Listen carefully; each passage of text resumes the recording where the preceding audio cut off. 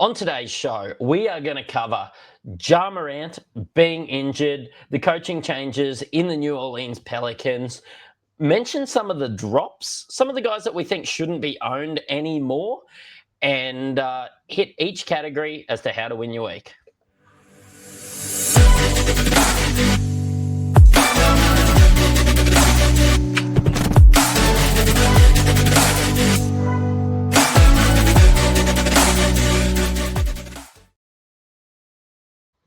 I'm the Matrix. This is Ball Logic. As always, it's brought to you by Ryan from Astute Newstead.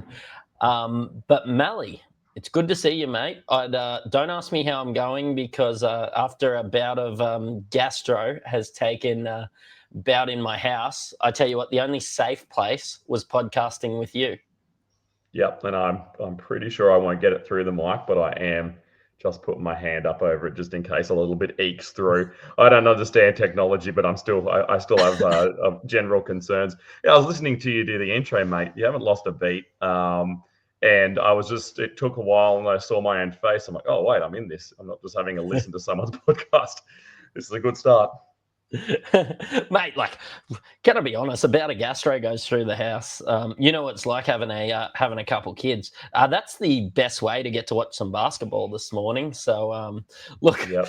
House you arrest. take the good with the bad. Exactly right. Yeah, that's you, mate. Always looking for silver linings. Mate, I don't think I need a whole injury report, but we're just going to hit a couple of the hot topics. Oh, hot. Mate, this morning, about 7 minutes into their game, the Grizzlies looked fantastic playing the Cavs, only, sort of letting go in that last 5 minutes. Morant went to the locker room, did not return. That injury report for the Grizzlies is looking dire at point guard. Yeah, look, I was thinking that I was getting a bit of being the butt of a joke this morning because I'd already been fooled once in our chat, and then when I heard that Jar had gone down, because I just picked up my phone because I was doing the fruit and veggies, and picked up my phone, and he was off to an absolute screamer. He'd hit both of his shots. He was 3 from 4 for the line. He'd hit a couple of assists and a rebound. Like, it was basically the best 6 minutes of his his season so far. And then as soon as I put my phone in my pocket, it dinged again. I pulled it back out, and it was the notification that he'd been trotted off to the showers, and he was done for the day, and maybe for it looks like longer as well. So yeah, a bit of a shame, especially because he was off to a hot start, and you just got Edie back. I know that's a bit of excitement for your Grizz fans. He looked great today. He went to the line a heap, and he managed to hit most of them. But a nice little stat line for him. But yeah, I don't know, what are they going to do now? They just don't have any point guards left. Yeah, well, I was watching the game excited about getting on this afternoon and chatting about how the starting lineup just looked unreal. You had Jar, you had Wells, you had Cedric Coward getting his first start, you had Jaren Jackson Jr., and then you had Zach Edey in his return, who looked good in.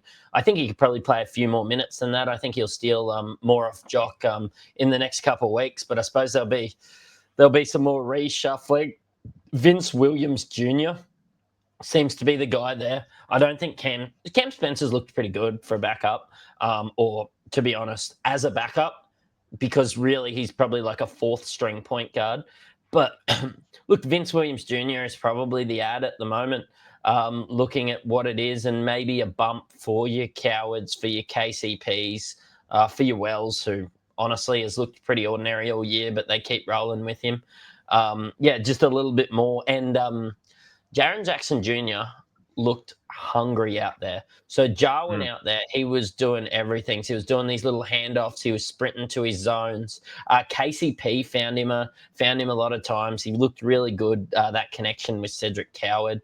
Maybe a little bit of a buy low on Jaren Jackson Jr. if Jar's out for a little bit because, as we saw with how many he scored today, he is going to have to take control. Yeah, you're right. And talking about Cam Spencer, every team seems to have a Cam Spencer somewhere deep in their roster. They just never come to the top. They never get a chance to play. But if you're a Cam Spencer who plays for the Grizzlies, I guess you're getting your run at the moment. Not that exciting. And then, yeah, from one name, which we were sad to see go out, to another name, which I don't think anyone shed a tear, which is Willie Green, getting waved away. Even on the social medias today on New Orleans page, they couldn't just solely do a goodbye Willie Green post without having a swipe across and be like, hey, we got Borrego in the driver's seat. Like, I just found that funny that they couldn't just dedicate a post to the guy who's run their team now for what, 3 years? Couple of years. And and they basically just couldn't even give him a post all on his own. They had to make it about like but here's some good news. And obviously I was straight into the comment section to have a look what people were saying, and it was all just hand waves and different different farewells for a man I don't think they're going to worry about seeing the back of. But Borrego back in a head coach's position for the meantime. What do you think that means over there? Do you think do we do anything at the moment? Do we just wait and see if things change? Do we get a bit more excited about someone like Queen or Fears, who's already playing pretty well? I don't know. Like, I'm probably with the minority that I don't think it all falls on Willie Green. I think there's some pretty poor roster construction. And from what I see, I don't actually think Willie Green's a bad coach. I think he'll find his way back to being a head coach somewhere. Borrego, again, like, great, throw him in. But what, has he ever coached a team that's been the head coach of a team that's won more than like 15 games in the year? I don't know. Like, at least he's head coach caliber as an assistant coach. But yeah, I'm not doing anything. It's just one head coach that has coached poorly constructed teams to another coach who's really coached poorly constructed teams with injury-prone, all-stars at the helm. Like, a lot of it's going to be tied to, whether Zion's healthy. But I do think that if they've learned anything, that there's probably going to be a lot more Trey Murphy, a lot more probably Derek Queen. He's the only one at centre that's really looked good. But I thought we started to see that under Willie Green, so I don't really think it affects too much.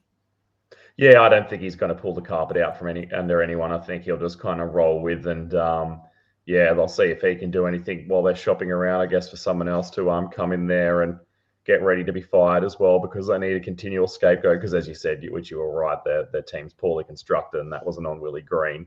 I just feel like when I look at the man, like, I would have no confidence in his abilities. He's probably, he obviously is an amazing coach. He's one of 30 of the best coaches in the States, at least, and beyond. But he just doesn't look like a man who should be there. It looks like he lied on his job application and just wound up there. He wanted to be in the mascot suit, and they were like, "Oh, we got other jobs going." How do you feel about being a scapegoat? I could probably do that for the right price. Yeah. Well, he's done it. So yeah. There we go. Do we want to have a chat about some of your sells? Yeah, let's look at that. Hold on. Sell. Mate, we're professional here. We got sound drops. That's it, yeah.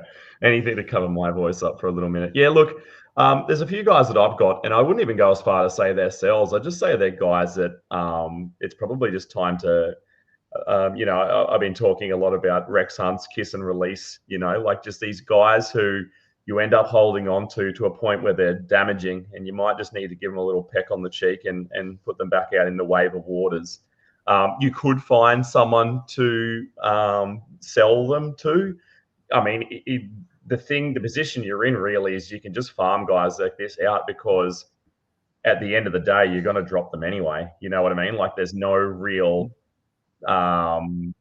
onus on you to pull off this amazing trade and get this great value out of somebody else.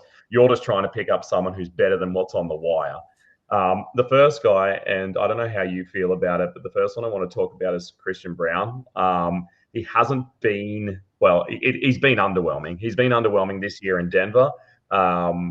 He was one of those guys last year that you picked up probably north side of 100, and then he ended up being like a top 70 guy.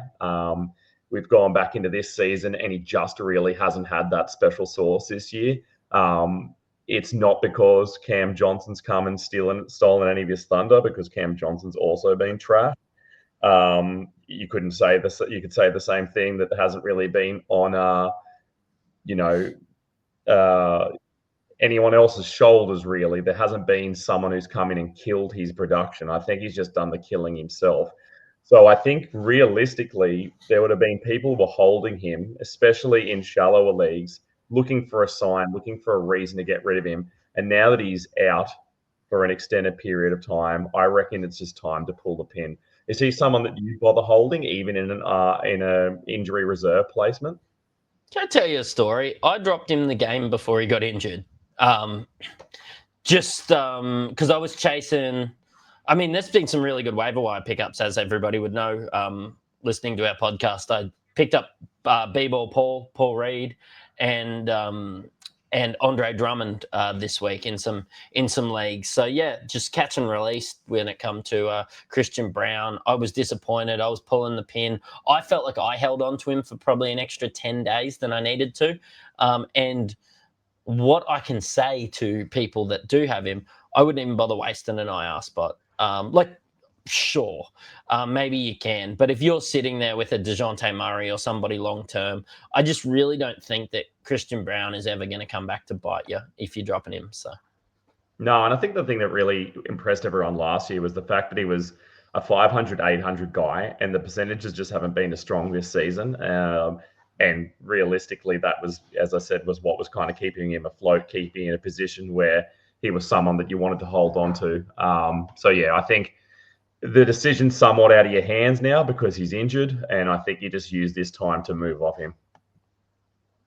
Mate, who's your next guy?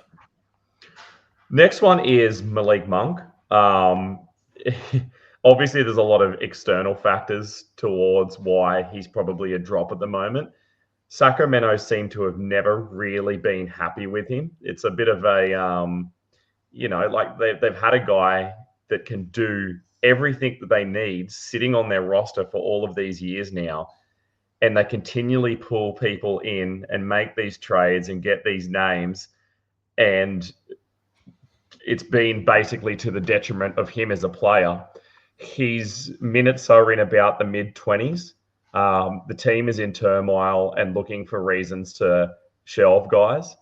And his last game out after he came back, I think, from a game absence was absolutely tragic.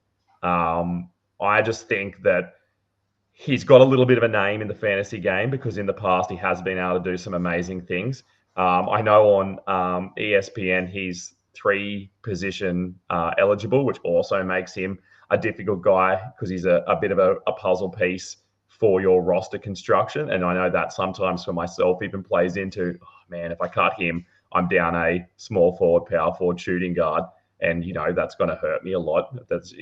But I just feel that now, again, might be the time to get rid of him. There's another guy in the rotation, obviously in Westbrook, who's been playing well, who's pushed him further away from even being the sixth man. And they don't even have Murray back yet. So I think things are only going to get worse. Again, you might be able to find someone to take him off your hands. You're only looking for someone who's going to be better than whoever's on the wire anyway. That's your goal. Maybe go to one of these sleepy teams who haven't really been moving their guys in and out properly, or are starting to sag a little bit. If this is their fourth loss, they might just be happy to take anyone. Might not need a lot of convincing. Alternatively, pick up someone who's had 4 wins in a row. They may not be wanting to modify their team at all, but at the same time, they're probably willing to take a risk. So, on the cusp of just dropping for me. I think, guys, you're going to have a drink, because one thing that I say in every podcast, and it's probably on your bingo card, is just draw a line through Sacramento. And that's actually what the front office is looking to do as well. Rumors that they're looking to get rid of Levine, looking to have a fire sale on DeMar DeRozan. I'm presuming they will have a lot higher stocks in who that they think that they'll trade Domantas Sabonis for, but yeah, look, I'm drawing a line through this team. I want no piece of what goes on in Sacramento. This is starting to look like a tank job. And look, I know that there was teams in the off-season interested in Malik Monk. I think that he'll play a lesser role. You know what? Probably actually this role, but for a better team. Give us a couple more weeks, surely. Yeah, and maybe that's the angle that you work to try and get someone out of it. You may have to wait for him to have a game better than his last outing, which is pretty terrible. But if you can put a good one together over this coming week or two, would be nice. Maybe that's a time to start moving off him. You could paint that narrative that they're about to burn it down and there's going to be a Persian rugs level sale and everyone's going to go and he's just going to be left and have to go back into a 30-minute a night starting or 6-man role. So I don't know if that'll be the case, hence the reason I'm not really prepared to hold him, but someone else will buy your Kool-Aid. Yeah, no, I'm with you. Let's start to look into these stats to win your week, which is really the purpose of this podcast. And as always, it is brought to you by Ryan from Astute Newstead. If your interest rate is above 5.9%, get in contact. He can help you get a better rate. Doesn't take anything from you guys. Just is in touch with 40 different lenders to get you the best deal. You know what? He can assist you. Which is an excellent segue into assists to win your week this week, Malley. We've got the 17th of November, so we've got Clippers, Celtics, Kings, Spurs, Nets, Wizards, Magic, Rockets, Warriors, Pelicans. Yeah, there's a big slate on tomorrow. Even the Bulls, which I'm looking at, and the Jazz and the Suns. So, yeah. He might be a guy that's probably been pulled off your waivers now and has settled into someone's team. But Reed Shepherd would be a great one if he's still around. He's a bit of a hold at the moment just because Tari's been injured and they're seeming to cool a little bit on Okogie as a kind of placeholder in that starting lineup. He can get 4 assists a game. He's kind of at that pseudo point guard position. Bob Carrington's another guy, doesn't do anything else, but he'll get 5. Do you think Colin Gillespie is going to get a run, or do you think he's kind of being worked out at the moment of that rotation now that one of the 2 guys that was out before when he was getting his good production is back? So I'm currently holding him. So I do think that it's worth a slap when it comes to assists. But I wouldn't be surprised if he's just somebody that you're streaming in and then dropping basically straight away. He's one that I have been watching, honestly, as an owner. And I've been holding on because the schedule has kind of been really nice for Phoenix. But just remember, there was all these players that were out. We now need to see what this team looks like with Grayson Allen out. And Grayson Allen has been averaging that 4 or 5 assists as well. So, look, Colin Gillespie for me is a hold and probably a pickup in a streaming capacity. I just don't know if he's that 2 or 3 week hold that he was 2 weeks ago. So, yeah, and Jordan Goodwin's starting to get some more minutes there too. And not that he's a big assist guy, maybe he'll get you 3, but another guy maybe worth looking at. I don't mind Trey Jones when it comes to this as well. He got 7 assists when Giddey played. I streamed him in, and the second that Giddey was out, I think it was an hour before that game that he played the depleted Detroit Pistons. Still got the 5 assists.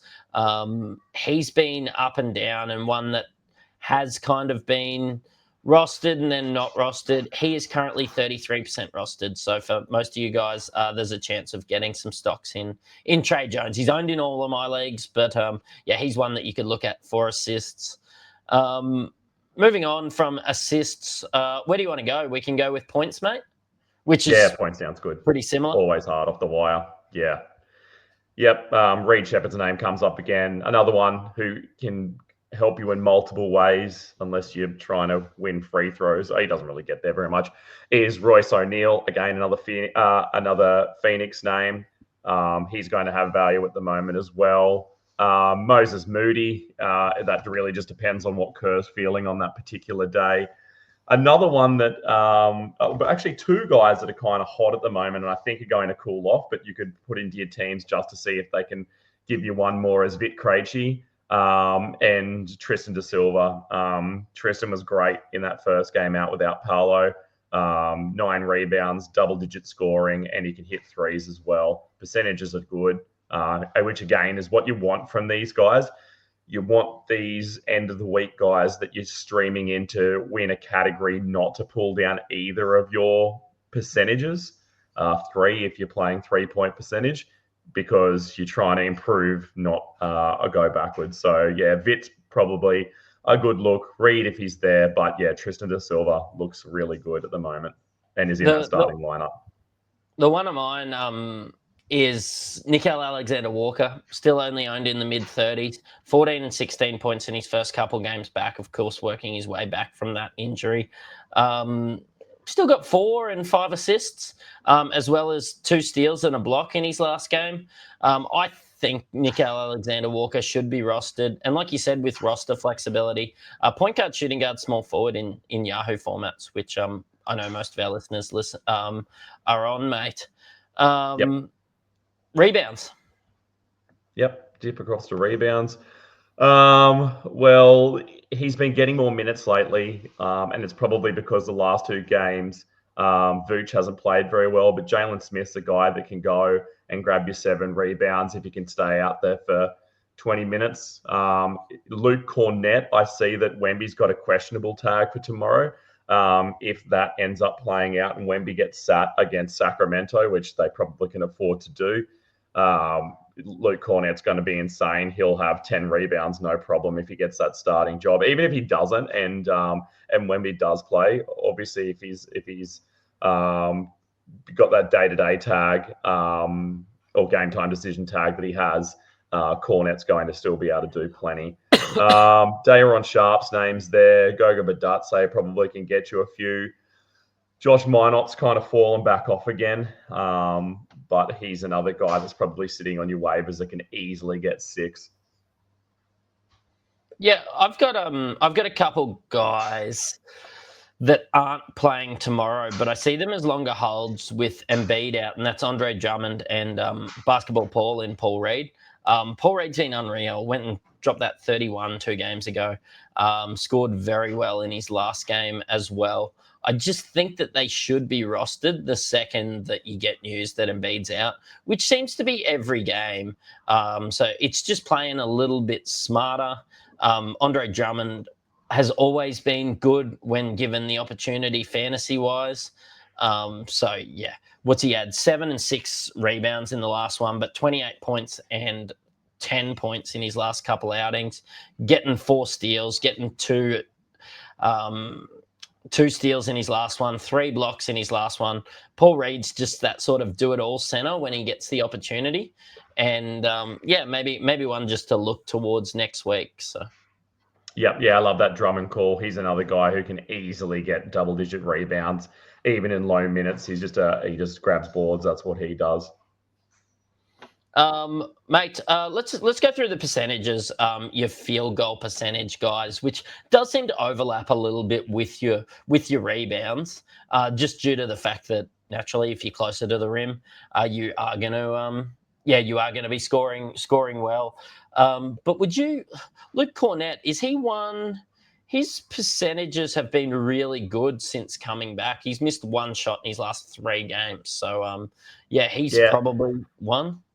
Yeah, he's got plenty of room to work in close in the post. He basically just gets put back because he's big and slow and just too big to box out.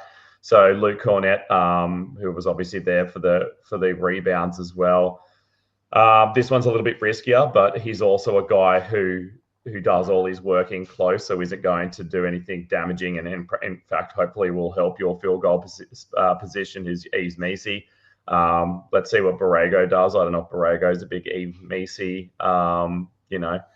backer, but maybe he'll get a few touches and get some rebounds as well. Not rebounds, sorry. He'll get some field goal percentage as well. Another guy that I think he had a pretty poor rebound and therefore, because he gets a lot of putbacks, field goal percentage night the other night was Rob Williams. But he's a guy who just doesn't miss because he just explodes from under the rim and just gets heaps of lobs, which he's seeming to get at the moment because most of the guys on that team can actually handle the ball and set him up right. So Rob Williams is probably another one. Not going to do a lot else, but going to be safe as houses in field goal percentage. If he goes below 500, you'd be fairly shocked. Yeah, man, I am. I'm with you. Free throw percentage, just some guys that don't burn you. Nickel Alexander-Walker, pretty decent from the line. Blokes like Kevin Huerta never really seem to miss. But I'm not really interested in Kevin unless Josh Giddey's out. He was great in the last one. I think he had 20. Oh, he's had 20 points in his last 2 games, and his free throws have been pretty good as well. So he's playing tomorrow. Yep, yeah, and other names maybe Harrison Barnes. Again, a guy who just is a jack of all trades, master of none, but he's an over 900% free throw shooter. Yegor Yemen, not Igor Denim. He's another guy. The field goal percentage is trash, but you're trying to win free throw percentage, and he can do that really well. Another sneaky good one, and he's actually on the rise at the moment, is Isaac Okoro. Gets to the line a couple of times a game, and he's at 882 at the moment as well. So he's a guy that they seem to be leaning a little bit more heavily on while Giddey's out as well. Yeah, I hope Giddey's back tomorrow. I think he's questionable. I do just want to drop one name, and it's probably one that has come up every week or every week, honestly, since the season starts, since Ryan Dunn. I've just been really disappointed, probably the last 10 days of games from him. He's really just dropped off a cliff, and we're starting to see his minutes being reduced just due to, honestly, worse performance, impacting the game less. He's one that, yeah, I've been streaming in and out for almost every category, but yeah, he's just one that I'm not interested in at the moment. Yeah, that's fair. And then on the 3-point made, Vic Krejci, name we had before, that's basically what he likes to do. He's a gigantic point guard who just pops. Reed Shepherd, if he's still out there, Moses Moody. A lot of leagues have dropped Klay Thompson, and that's because the only thing he does is hit threes. But when he gets hot, he can hit 4 of those. And then the other one, again, name we've said at least twice, is Harrison Barnes. He'll hit 2 to 3 threes against Sacramento, no problems. Yeah, Sam Merrill's not playing tomorrow, but you'll find him on basically every waiver wire when you need some threes. He went on that phenomenal run of 4-4, 2-4 just a week ago, and then 3 and 2 in his last few. And Colin Sexton, he's available in almost every league. You can't trust LaMelo Ball at the moment. I've copped some slap for tweeting that he was back, and yeah, he was back for the one game, but then missed the game the next day. Some people sort of saying that wasn't worth activating in IR. I think that one game of LaMelo Ball's worth whatever waiver wire trash you were going to play that day. So look, I would be doing that. Steals? 2 names jump out at me straight away. One's Chris Dunn. He gets at least a steal. I don't know when was the last time he didn't get a steal in the game. He 1, 2, 3, 4, 5, 6, 7. Last 11 games, he's had at least 1 steal, as many as 3 in some games. He's averaging 1.7, so he's good as gold. Josh Okogie as well. That's basically why they put him out there, just to hound. He's basically the Houston Dylan Brooks, where he just, lurks around and gets all up in people's grills. He's another guy who probably won't do much else, but in his 20 minutes, he's sure to get you a steal. Royce O'Neal, Jordan Goodwin, 2 guys' names that we've had before as well, playing in Phoenix. They're probably, again, if there's multiple categories, these names keep coming up over and over again. So Phoenix looking pretty good for finishing off your week in various categories. Yeah, and blocks, mate. You'd probably be remiss not to bring up Luke Cornett and Andre Drummond and blokes like that. Just the big men in the middle. Yeah, Luke Cornett, you said before. Ironically, Ryan Dunn can do that, so he might be on the menu at least for that. But yeah, the percentages are pretty sad. Isaac Okoro, we said before. There's no names. The only other guy who's up here getting 1.5 a game in very limited minutes is Musa Cisse.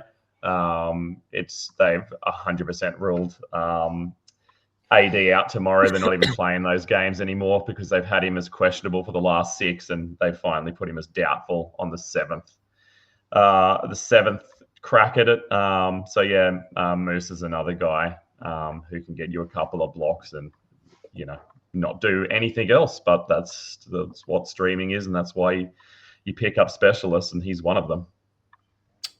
Mate, I think that just about wraps it up. Again, right on the 30-minute mark. It was good to chat about how to win your week, and I'm probably looking to pick up a couple of these guys. Good to mention some guys going forward and who's going to be affected by the current injuries as well. And we'll be back again next week. Yep, paint that lamb's blood on your door, mate. Don't let anyone in. Sounds good. You've listened to a Ball Logic podcast. Cheerio.